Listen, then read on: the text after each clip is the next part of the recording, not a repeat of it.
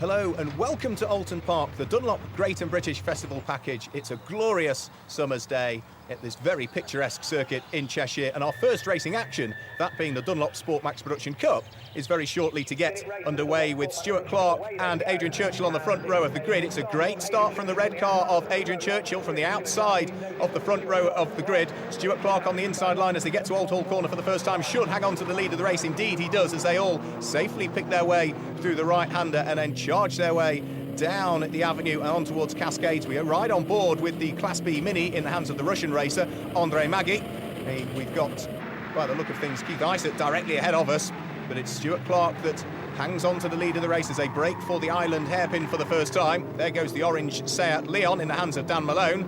The yellow and green car directly ahead of him is first time out in the Dunlop Sport Maxx Production Cup this weekend. That's Gary Duckman in the championship winning car from last year.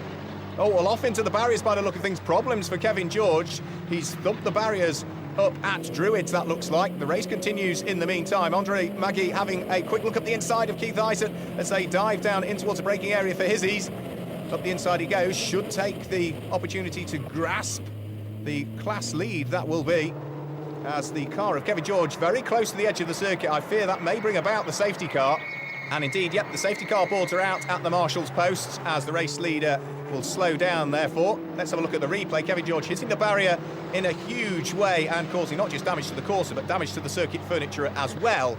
And as the car eventually comes to a rest right at the very edge of the circuit, it ultimately brings about the red flag. So Stuart, Clarke takes the win from Adrian Churchill in second place. Jethro Bovingdon is there in third from Craig Curry, Ryan Bensley, and then Gary Duckman. Sure, that was rather a short first race of the weekend here at Oulton Park.